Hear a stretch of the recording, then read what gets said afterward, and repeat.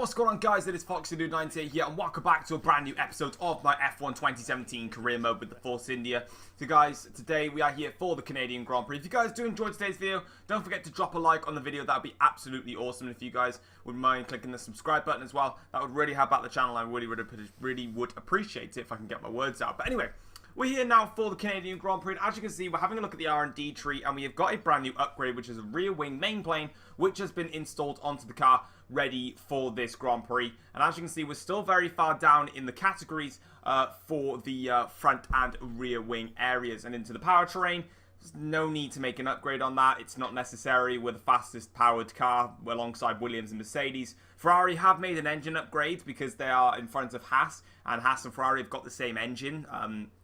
So that is something to bear in mind. And then with the chassis, we'll probably look to do that just so we can maybe creep in front of McLaren and Toro Rosso in the chassis comparison area. And then apart from that, we're kind of sorted really for this Force India at the moment. It's looking really good. But anyway, we're going to move on into practice then. But first of all, here's a look at the progress history. You can see Ferrari and Mercedes right next to each other now in the championship. And as you can see, we are still on the power unit 2. In the reputation standings, we're actually doing really well because we actually won the Monaco Grand Prix. If you guys didn't check out the video from this morning, it's a little bit awkward for you now, but that's what happened. But anyway, into practice we go, and it was a very difficult practice session for myself in general. Unfortunately, the rain hit hard in all 3 practice sessions, and the only time I had a bit of dry weather was come the end of practice 1. I decided not to do some of the practice sessions because the qualifying in the race was expected to be fully dry, no weather interferences whatsoever. But of course, it was really bad in practice, so it meant that I couldn't get the programs done because I just have completely irrelevant data. So across the line then, we completed the tyre wear test, we completed the track climatization test as well, so not too bad on that front then. Fuel saving wise was a little bit difficult for myself. I don't think I completed it at all. In fact, actually coming across this chicane, it kind of looks like I am just about to, yeah, I'm just going to creep it in the green, literally just. Delta time is very close. Also they're very close there to not completing the fuel saving. Still a very difficult one, but at least we're still getting the greens. That's kind of all I can ask for at the moment. And so we've got a brand new rival now. We managed to beat Esteban Ocon in the last rivalry. Now we've got a brand new one, and we're going to go see who our rival is now, and it's Daniel Ricciardo in the Red Bull. So a very interesting pick there from Emma, and she believes that we can push forward with Daniel Ricciardo. That's a very interesting one. But as you can see then, we're going to be listening to the session objectives from Emma as she tells us exactly what needs to be done. And that is to qualify in 8th and beat Daniel Ricciardo. So let's see if we can hopefully try and do that. You never know what can happen. And you can see then Daniel looking good there. You can see the engine elements I actually swapped out. All the ones that were orange and on like 80%, I decided not to use them. So I did use some fresh components in FP in practice, but I only did like 3 programs, so it's not that bad. Into Q1 we go then, and we're coming around the final chicane towards the World Champions there, and opening up DRS now because we make the charge towards the start-finish line here.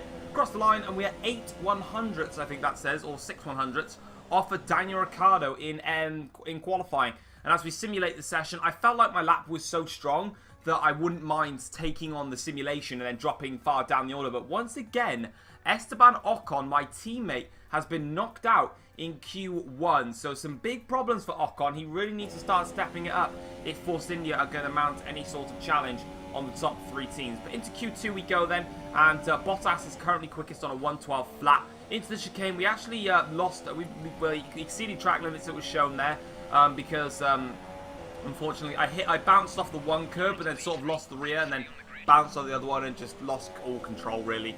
And that was kind of annoying. So into the end of Q2, I used, I think it was a scrubs. I may have used a new set, but I just didn't feel like setting that lap time was good enough. I felt like I could get more out of it. And as you can see here, for some reason it warns me for cutting the corner, but you can see coming across the line that I actually gained 2/10 from that. So I didn't really gain any time from that qualifying lap. But nonetheless, we're into Q3. We're 5 100ths of a second, 5/10ths, sorry, off of Kimi Raikkonen's fastest lap. But we're finally getting some qualifying done properly now. We're into Q3, and we'll just have to see how this qualifying session goes for us. Into Q3 itself now, and as you can see, the rain is starting to fall in this session, and I spotted that, so I went out straight away to set my lap here, and we come opening up the DRS now towards the line. Hamilton's 1:11.8 is the fastest time, and we're 8 100ths off of Lewis Hamilton's pole position lap. That is so close. In a Force India, we are 8/100ths off, and that's where it finished. We're on the front row for the Canadian Grand Prix. The setup that I have put on this car is working an absolute charm here in Canada, and I am absolutely thrilled to be on the front row of the grid in a Force India, the Canadian Grand Prix. The form that we have found all of a sudden, just by learning the game and just by trying new setups, it's working. And look at that, Ferrari are now getting closer to the team that actually want us the most. So if we get a contract offer for Ferrari, I might just go ahead and straight away take it. But let's have a look here then at the session goals. Finish in 6th place, beat Ricciardo, and stay 9th in the championship. But without further ado, guys, let's get into the race. We're used to seeing the unexpected happen here, and with me today to enjoy it all is Anthony Davidson, a man who knows firsthand the surprises that can pop up in this race. I do indeed. I had a good chance at some points here in 2007, but unfortunately it wasn't meant to be. My old colleague Takuma Sato, though, he managed to finish 6th, so the team took home 3 valuable points, and that was a big boost to everyone at the time. I'm not sure I can think of anywhere else that so consistently provides the kind of late race excitement we get here. Obviously, towards the end of the Grand Prix, the brakes are getting worn, maybe the weather situation has changed, so there's a lot to keep fighting for all the way up to that final corner. So before the off, let's remind ourselves of yesterday's qualifying session with a look at the starting grid. Lewis Hamilton lines up on pole position, and a Force India alongside. Looking down the rest of the grid, we have Raikkonen, Vettel, Valtteri Bottas, and Massa, Verstappen, Ricciardo, Stroll, and Roman Grosjean. Sainz, Hülkenberg, Jolyon Palmer, and Magnussen, Kvyat, Ocon, Fernando Alonso, and Stoffel van Dorn, Wehrlein, and Marcus Ericsson rounds off the grid. Now it's almost time to lights out, so let's go down to the track. Alright then guys, as you can see, we're here on the grid now for this Canadian Grand Prix, and we're going to be doing the bog standard one stop, which is to start on the ultra soft tyres and then pit halfway through-ish to pit for super soft tyres, and then we'll take those to the end of the race. And as you can see, I always like to overfuel the car, but here is the setup. I'm going through it now. Feel free to pause the video if you'd like to go through and copy that setup.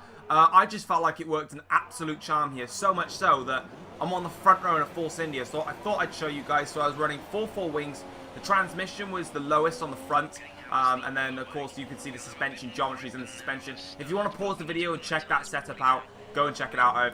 You can do whatever you want. But on the grid here now, we've got 5 red lights here, and it is lights out nearly. Now it is, and away we go here for the Canadian Grand Prix. It's been a good start from us actually on the front row of the grid. We've got a good run on Lewis Hamilton here. Raikkonen's got a run on Lewis as well. Round the outside into turn 1, and the Force India into the lead of the Canadian Grand Prix. Lewis Hamilton there, second on the grid. Raikkonen coming around this outside now as we come flying through now towards the difficult corners of 4 and 5 here as we fly through now. What a start there. A great run on Lewis Hamilton. Raikkonen gets past Hamilton. It's been an awful start for Lewis Hamilton in the Mercedes, but we are now into the lead of the Canadian Grand Prix straight off the bat. Big snap of oversteer there as we come through that chicane. Now we're coming into the middle sector, and not a lot really happened there. Moving further on into the Grand Prix now, and it seemed like the gap between myself and Raikkonen was hovering. There I am out front. Raikkonen, though, is under pressure. Lewis Hamilton wants that place back, and he wants it now. So here he comes now with some DRS. So I believe this is lap 3 of the Grand Prix.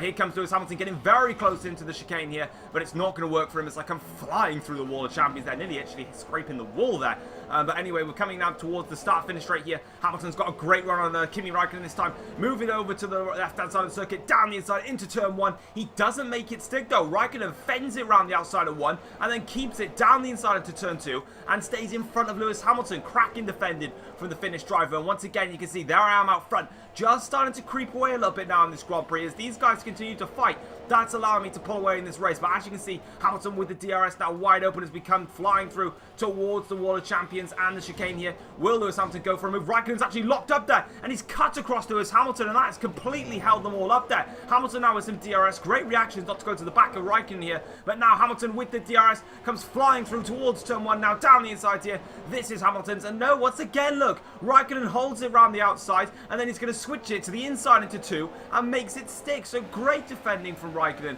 in this stages of the Grand Prix, and that is something of a masterpiece from Kimi Raikkonen. And on to lap 5 of the Grand Prix now, starting lap 6 of this race, and the pace in this Force India, well, I'm about to cross the line and prove my point really. I'm going to set fast lap of the race of a 1:14.7, and the gap between myself and Raikkonen is 4 seconds, and Hamilton there looking for an overtake. I believe that overtake there was when Raikkonen locked up into the chicane, and then I sort of included the battle first. On to lap 11 of the Grand Prix, and you can see the gap is 3.6 seconds, and then it's 6.9 between Lewis Hamilton.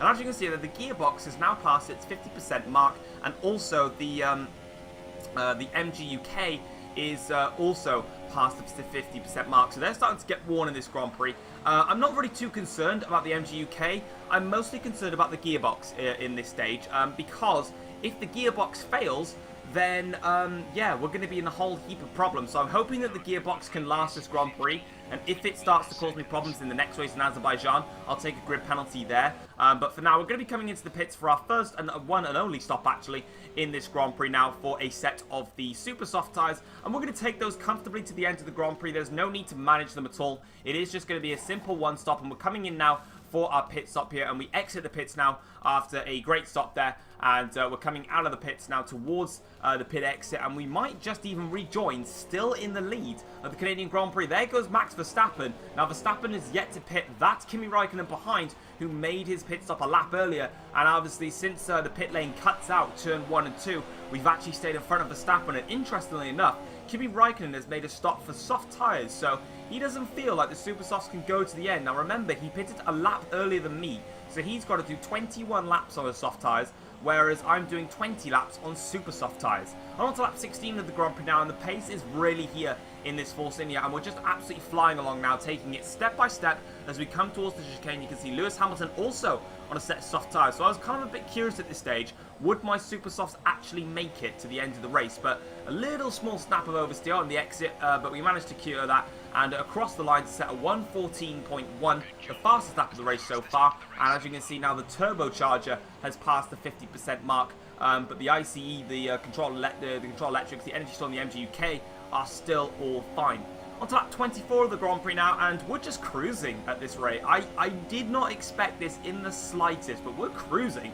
And we're coming up to the back of Marcus Ericsson, and we're going to brake nice and late round the outside. He gives us the room, but a little bit dodgy there from Marcus. I mean, I could have backed off, but I had to go for the move in terms of lapping him, because I don't want the AIs to close up on me, because I was starting to get a little bit worried at this stage. Would Raikkonen and Hamilton come back at me when my tyres started to go off and they started to get into range? And now we're catching up to, oh look, it's Fernando Alonso in probably his greatest GP2 engine of all time here, and he completely slows down and let us through. I don't even know why he slowed down in the first place. I would have caught him by then anyway, knowing the pace of that Honda powered. But anyway, on to lap 27 of the Grand Prix now, and the gap has dropped to 3 seconds between myself and Kimi Raikkonen, as Romain Grosjean is out of this Canadian Grand Prix and has actually caused a virtual safety car. I thought it was a full course caution, and I was about to kill Grosjean, but it's okay. It's just the VSC, and it's fine. So coming through here, we're over the delta, but we just about creep back. And once again, guys, if you go over the delta time, if you go quicker than the delta says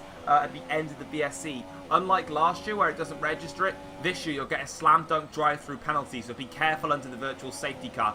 And as we come flying through now, you can see that someone's got in the pits behind there. So someone's made their another pit stop in this Grand Prix as we set purple in the final sector there. And it's Kimi Raikkonen, actually. If you can see there, look, Raikkonen's gone off the screen. So Raikkonen, he pitted for, hang on a minute, Raikkonen pitted for soft tyres a lap earlier than me. He's already having to pit again. I'm still cruising around on my super soft tyres with no problems at all as we catch up to Stoffel Van Dorn and we get past him. Now, Raikkonen was catching me, so I don't know why he's done that, but now I've got a 7-second gap to Lewis Hamilton.